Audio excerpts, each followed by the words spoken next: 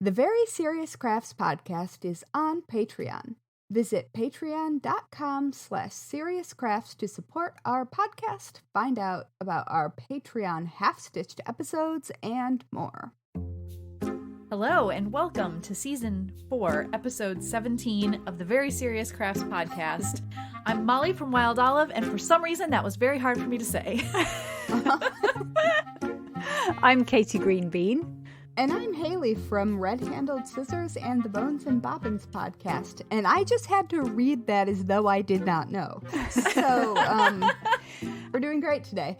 Today we'll be talking about how we get from idea to pattern, which I feel like is maybe a bit of a stretch given how our brains are working at the moment.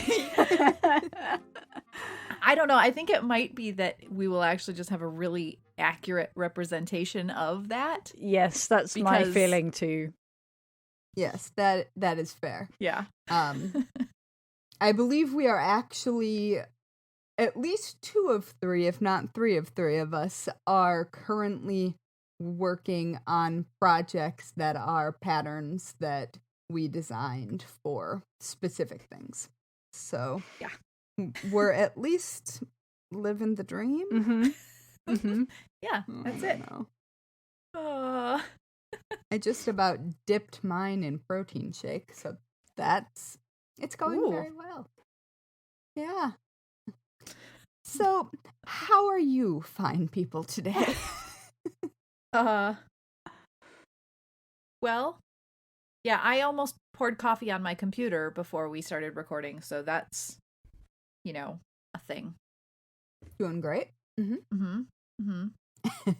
But I also remembered to eat before we started recording, so that was a win. That is a good thing.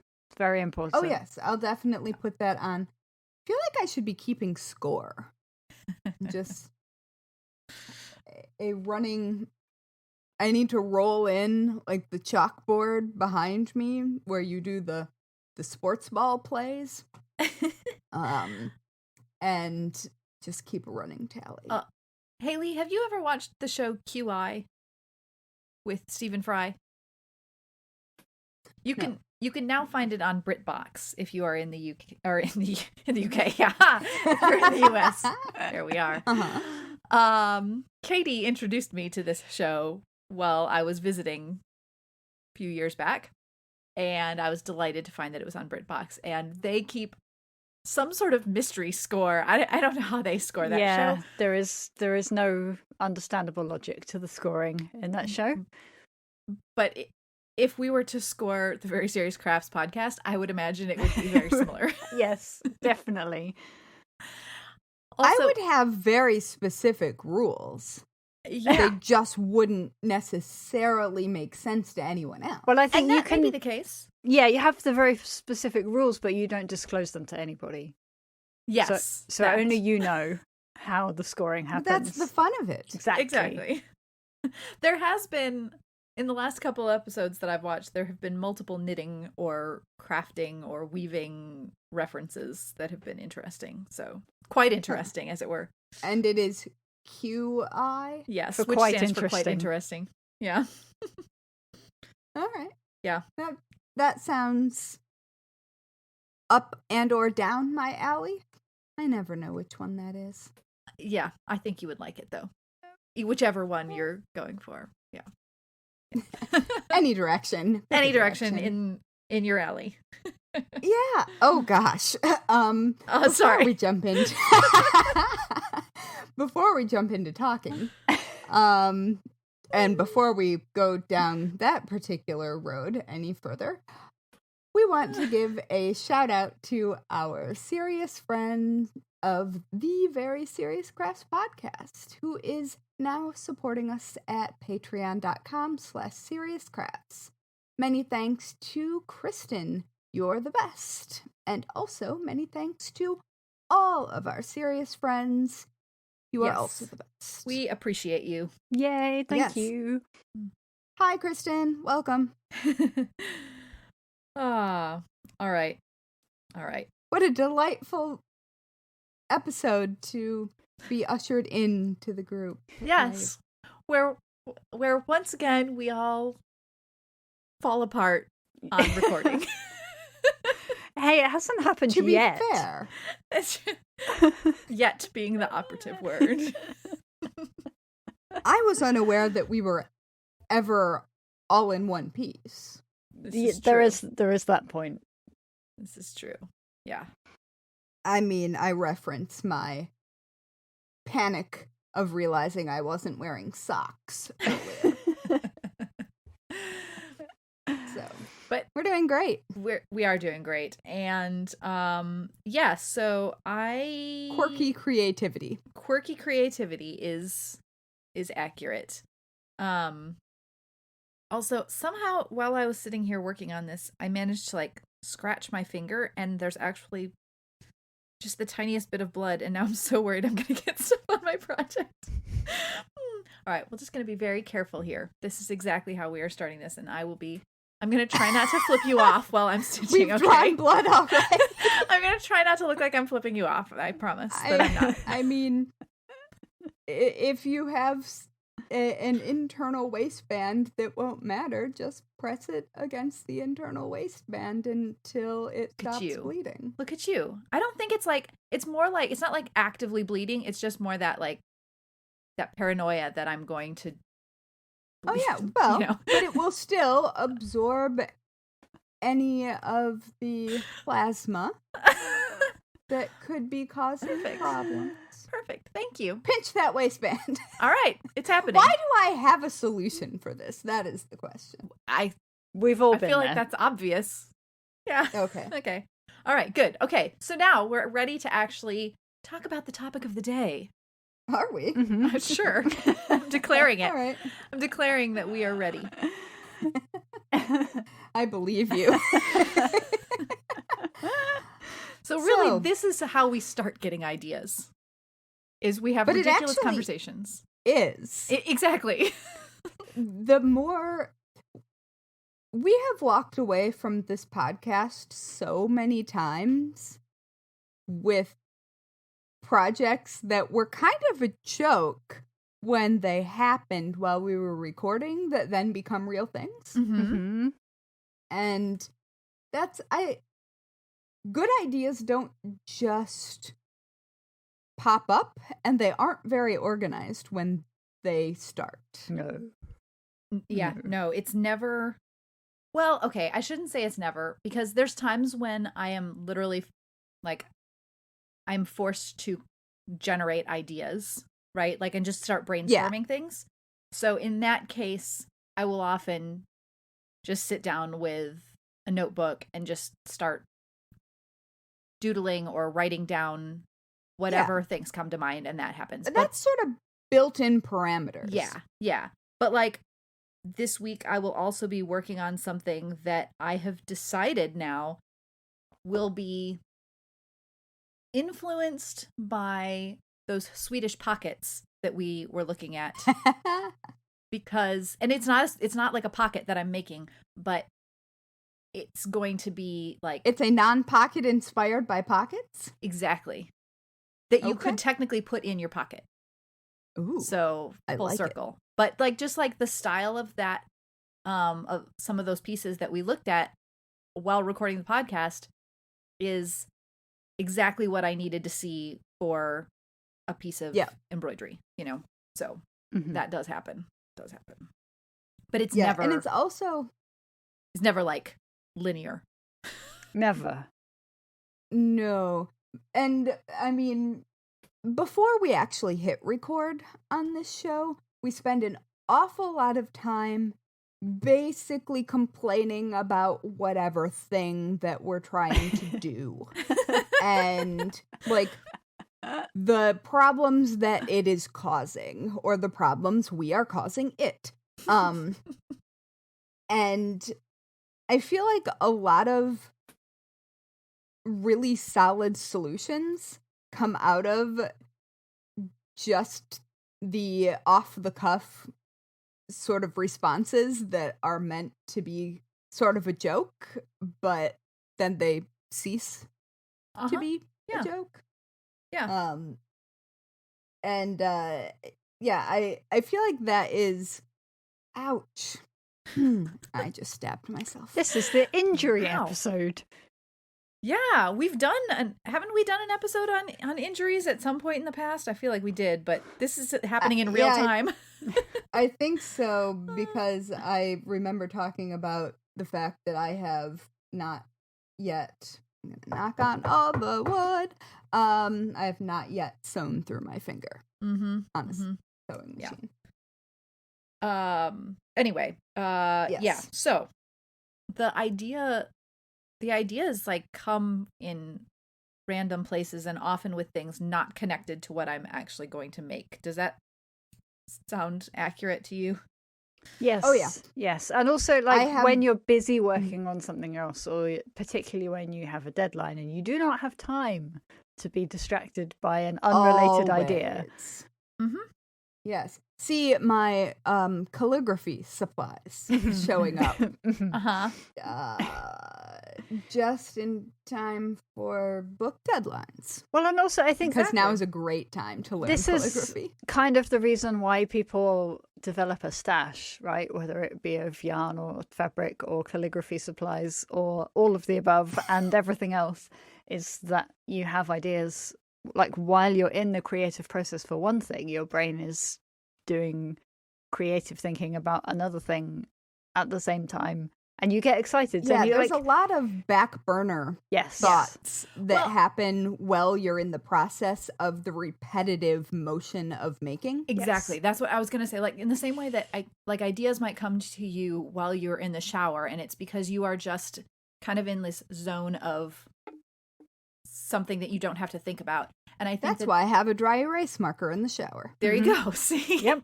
It's, if you are doing... It doesn't work as well as I want it to. By the way, there's a company, Field Notes. Are you familiar with Field Notes? They're like moleskin notebooks. Oh, very, very familiar. They have one that they made that's waterproof paper. You could have that. You could have that in your shower. I can see Haley's mind slowly exploding. Oh no. I might have an extra one. I've never taken mine in the shower before, but now... Well, now I feel like we know that I'm going to immediately. Yeah. All right. I mean, I just...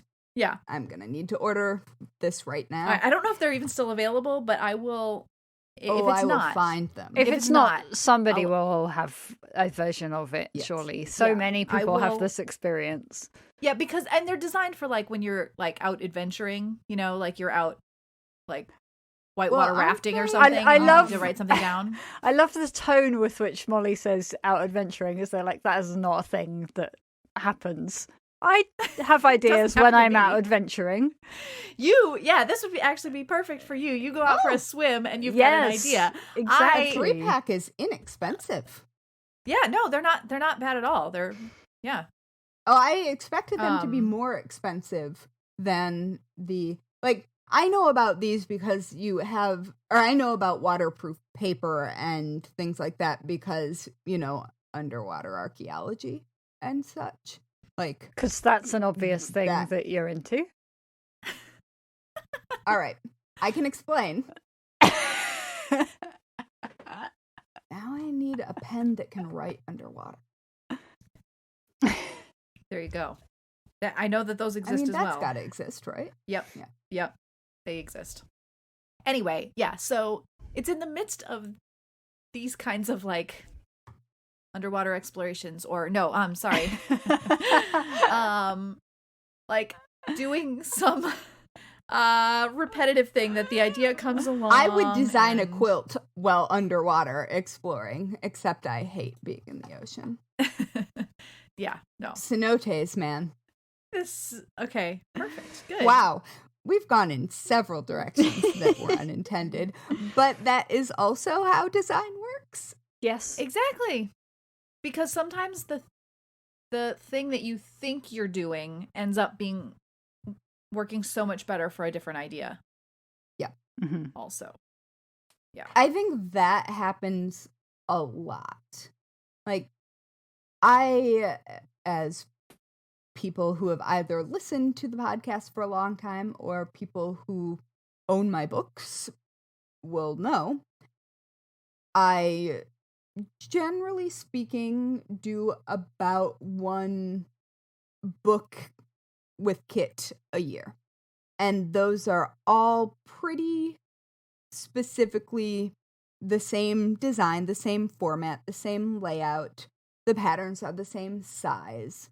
And so having those rules already set and having like a template for that already set makes it really fun and easy to play with individual pixels.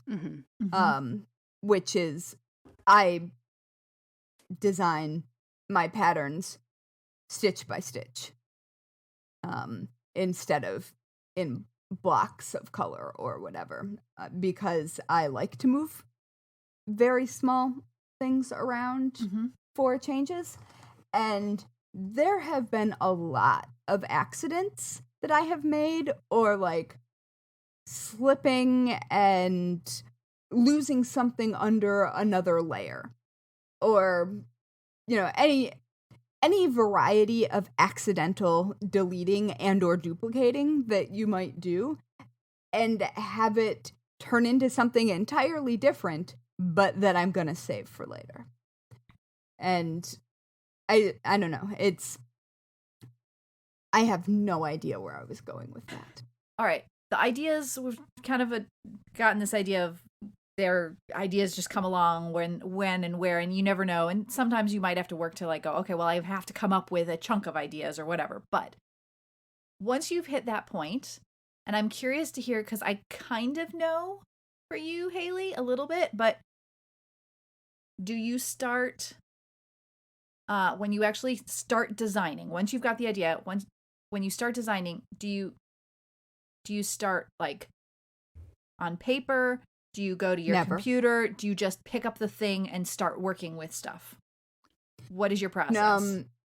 I do not ever pick up physical anything. And I never sketch before. I always go immediately. What? I've never sketched a design in my life. What? I always go immediately to digital design. And then once I've worked out all of the problems within that medium, then I already know that I've worked out the problems in the pattern. Okay, but so just for clarification there, Haley, if you go directly to digital, do you start with, like in a cross-stitch pattern, do you start with the like individual pixel blocks, or do you oh my gosh, I place pixels block by block. I mean, it isn't to say that I don't have an idea in mind. So like if I'm writing a book with 12 patterns in it, like my Golden Girls book, I will have, generally speaking, either been given by the publisher or made myself a list of like quotes or themes or whatever. And I sometimes, well, I guess I make a general description of what I think maybe I'm going to do in words. I never sketch it. And then by the time I'm actually designing, I am manipulating that idea in real time with individual stitches on my screen. This boggles my mind. Why? What do you guys do?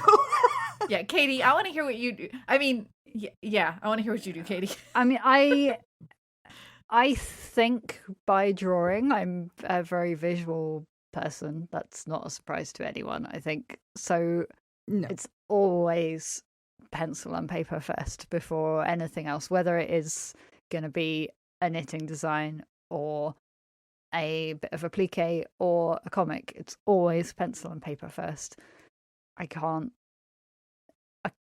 make a thought without a drawing. So the thought of just going straight to, because I guess what you're talking about, the digital medium, is going to be what the final pattern looks like, right? Yeah, it just seems like a waste of time to me. And I don't mean that as an insult. I understand the logic. Sense. I understand my brain the logic. does not understand why I would spend time really thinking through something in one place and then having to recreate that really thinking through in another place. Yeah. But I completely understand, like, I am not an artist. Beg to differ, but carry on. Yeah. But I mean, I don't, well. But I would say potentially if you have had some form of like art or design training, I haven't had any. Yeah, like they hammer it into you that you should be like sketching first or creating thumbnails or that kind of thing. So I think that probably but why? Because they grade you down if you don't.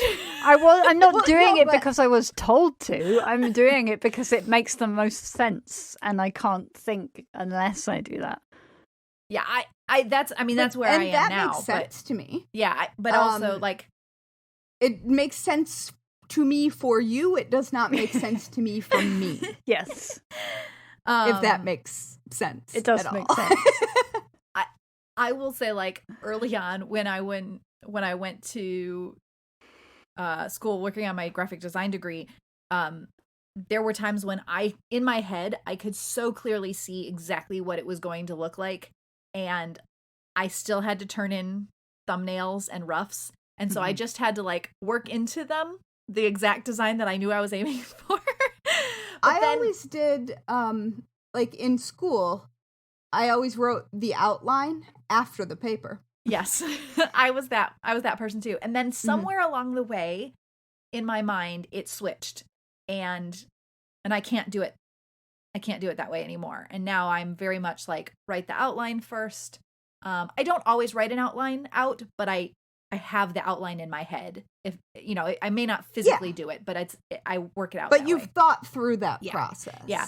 And yeah, I mean, I start with paper. I think almost every time. There have been a couple times doing cross stitch patterns that I have done stuff directly in my cross stitch program, but it's because I can literally draw shapes in with my finger to kind of get a basic shape going. But I don't use a cross stitch program either. Yeah. I just do it straight in Illustrator. I sometimes have like multiple versions of drawings before I ever go to putting it digitally into a pattern. Mm-hmm. Yeah. I think I'm just not very good at drawing. Well, one might say that's why I need multiple versions, is that I'm not very good at drawing, or I'd get it right the first time. I mean, I'm perfectly fine with illustration. Yeah. But I'm not good at creative drawing. I think you just undersold the entire career of illustration there, Haley. No. I mean, like technical drawings. Yes. Like instructional illustrations. I don't mean illustrating like book illustrating and graphic novels and stuff. No, that is storytelling. That is an entirely different animal. Just inviting you to clarify. Thank you. I don't even think of those as the same thing. When I think of like illustrations for my work, it's technical drawings, like hands with needles making shapes. That's a talent. That's a serious talent. Yeah. I can't draw hands doing a thing to save my life. And I'm an illustrator. See, we just each have our own strengths. It's all good. Yeah, I don't know. Like, it's all good. Your work blows my mind. I could never. I do not understand how you create something so beautiful using the tools that you use. And I don't understand how you go straight into Illustrator and play with things one pixel at a time. What the heck? Well, I would just make a mess if I were like using watercolor or something like that. I don't understand how to do that. It doesn't make sense to me. Mm-hmm. And so, yeah, I love hearing about how other people who do things that I can't do them, because it blows my mind. Mm-hmm. I love it. Yeah. Yes. Yeah. Hopefully, as you're listening to this, friends, listeners, that you are also going, oh, I never would have thought of doing it that way, because that's part of the point of this tell too. us how you do it. But yeah, I am, I would say 99% of the time, paper first. Yeah. For even like if I'm making something that isn't, that's like a felt object or whatever, or some printable or whatever, I would say almost every time I still sketch, even if it's like really, really rough, it's still just visually seeing it that way makes a big difference for me. I have just thought of an exception to my rule and an example where I work in Haley's way instead. And that is sometimes, not always, but sometimes to design colorwork knitting, I go straight into Stitch Mastery and play with it effectively, pixel by pixel, stitch by stitch. See, then you know exactly what I'm doing. I do know exactly what you mean. Yeah. And that makes sense to me. I do not understand. I guess I don't understand the step before. I don't understand what sketching does. And I don't need to. Yeah. Brains are cool.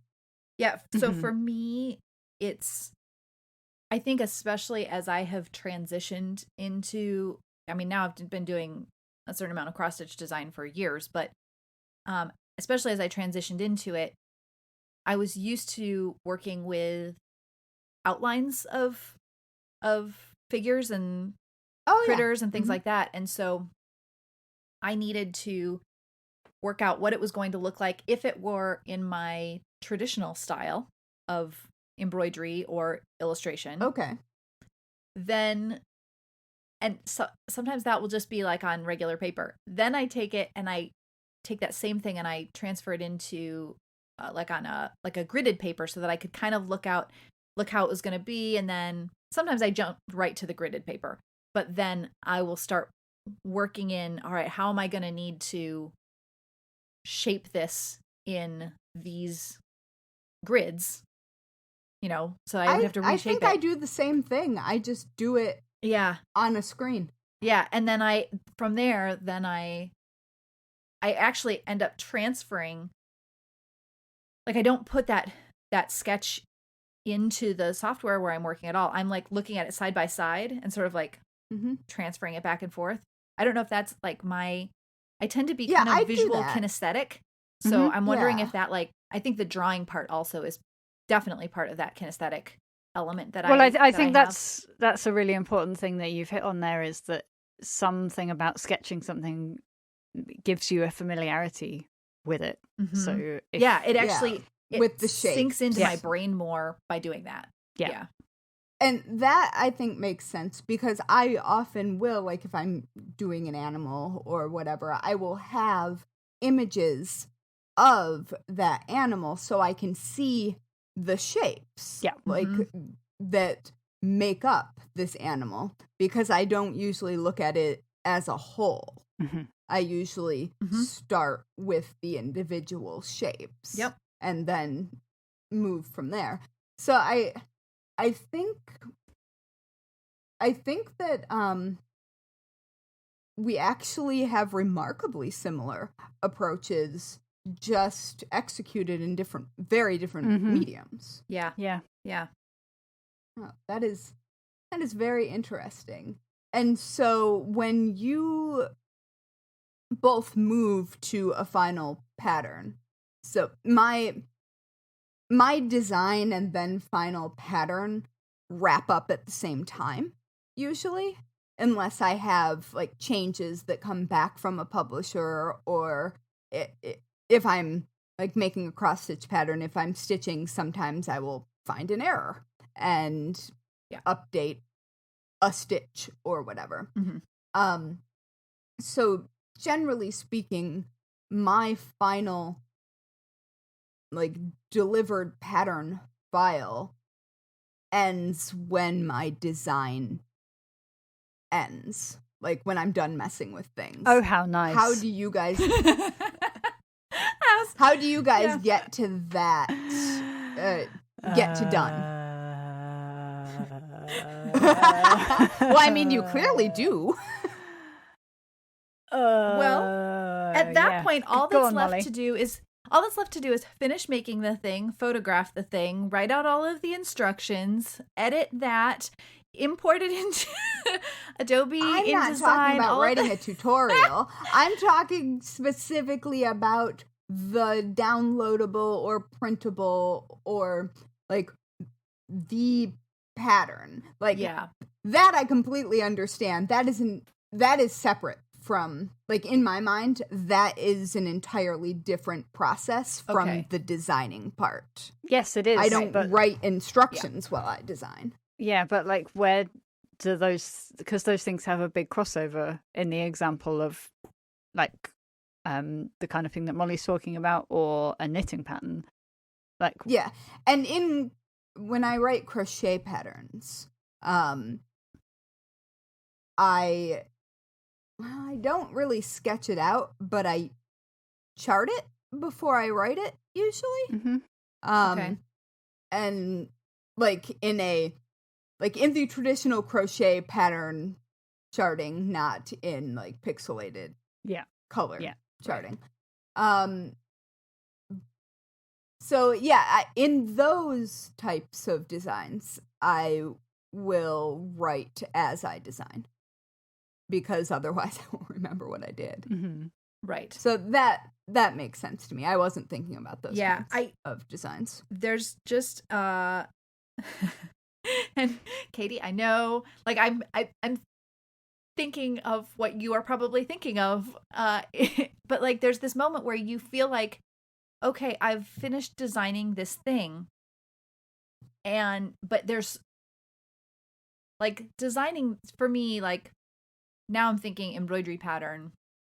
Designing the pattern itself ends as soon as I have really drawn all of the pattern pieces, like drawn all of the little element, because once I take my sketches or whatever, then I take that into Adobe Illustrator and I use that and I outline everything, and I use the pen tool in Illustrator, which makes beautifully curved lines that I can edit, and everything is fully editable that way, and I love that. It's one of the reasons why when I look at people who design things in Procreate for the iPad Pro, I love how it looks and how they're drawing, but it's not vector. Oh, I have that, but I do not. It's not quite the way. It's not. I can't manipulate it the way that I want to manipulate it, so I haven't done that. Yeah. But at any rate, once I've drawn those patterns, technically the pattern design is done. Yeah. And then the part that is hard is all of the things that come after that, is making sure that it's all stitched and creatively photographed and made into a pattern file that I can actually sell, especially in those instances. And then of course there's writing the descriptions and uploading all of the things. And so I feel like those are the parts that I think are the hardest. Yeah. And it's like pattern design in a lot of ways feels like such a small part of the whole process of creating a new pattern. Yeah, I mean, as weird as it sounds, and it might sound very strange to people who are listening who don't design patterns, but that's kind of the easy part. Yeah. Not that it's easy to design patterns, because it's often not, but that is not the hardest part of getting a pattern into people's hands or onto their screen. Yeah, it's definitely not the fun part. It's definitely not the bit that takes the most time either. Yeah. Yeah. That's exactly what I'm thinking. I've been doing this for a long time, and I still forget how much the rest of that stuff, how long that takes. Yeah, you always think that you can just forever. knock it out really quickly, and no. Oh Lies. yeah, I can totally edit those photos in the next hour. Yeah, no problem. I'll just, set up my lights over here. It'll be great. Yeah, no. It's never. I mean, it often looks great at the end, but yeah, there's much that happens. So much. Yeah. So the image of perfectly shot photos coming out of a blogger's camera. That's not real. Okay, but Katie, just like when you are doing pattern design for colorwork knitting or any of those things, I also know that you do hand-drawn, like, technical drawings of things too, don't you? I do. Yes. Yeah. And they... Sorry, no, ask your question and then I will answer it rather than answering the question I think you're going to ask. Yeah, no, go ahead. I've forgotten what I was saying. Please help. Sorry. Hand-drawn technical drawings? Like schematics. Yes, that. Yes, I do those. I don't know what to say about those. They're nice and fun to draw. But like your charts, does that like export as a file that you've then created? Yes, so the charts I use Stitch Mastery, which is a knitting charting software, which is very helpful and useful. And they export as whatever kind of file format you need them to be. But then like the whole wording of the pattern is another project. And actually, for my latest pattern that I'm working on, I have outsourced that to somebody for the first time, which I'm very, very excited about. So I've done that's delightful. All of the fun bit of doing the design and the chart and the swatch, and then I've sent it to somebody else to actually write the instructions, which is the bit that I struggle with. Different skill set. Yes. Like, it is.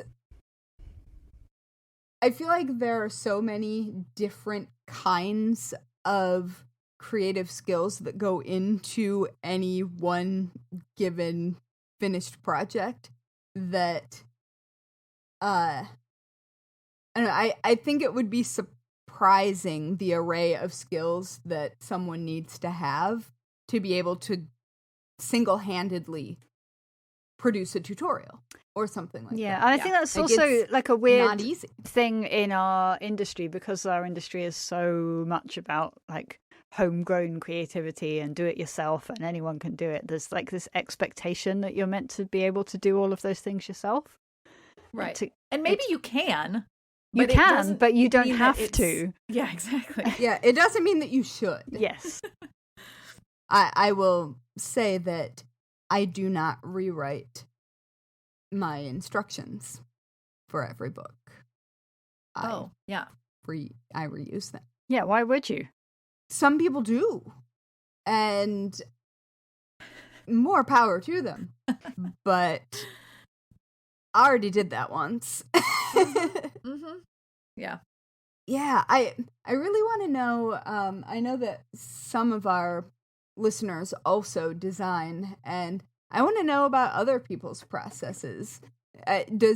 If one of you does something completely different than what any of us does, I want to hear about it, because I'm sure, because we know each other and we are sort of in not dissimilar areas of the crafting universe, like we come across each other's work, I guess.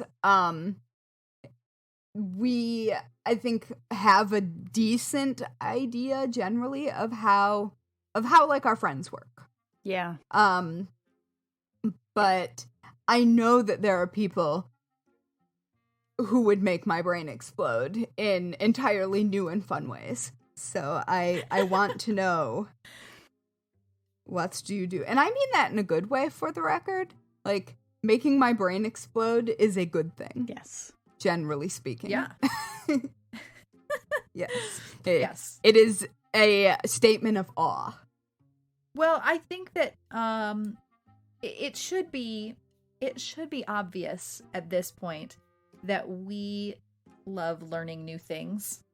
So, learning a new way that someone does something, even if it absolutely would not work for you, we are fascinated by that. So, Yes. Yeah, absolutely. It is true. And I did not mean to demean illustration. I know you didn't. I was teasing you. Yes, but I feel bad because it's not what I meant. I know. And, sometimes autism does the thing. I don't think that any of us thought you were trying to say something that was gonna. I know. I just have to say it because otherwise I'm gonna think about it for like the next year. I understand. So, anyway, I appreciate all of the illustrators who actually do way cooler work than I do. Anyway, all right. And on that note, I think it's time to wrap this up. Okay. So thanks for listening to the Very Serious Crafts podcast. You can follow us on Instagram and Twitter at Serious Crafts and on Facebook at Very Serious Crafts. You can also find show notes and all other things Very Serious Crafts at veryseriouscrafts.com. And finally, if you're a fan of the Very Serious Crafts podcast, please leave us a 5-star review on whichever platform you use to listen to podcasts, because good ratings help us show up in recommendations, which helps more people who love crafting find us. The end. Indeed. Bye! Bye. Bye.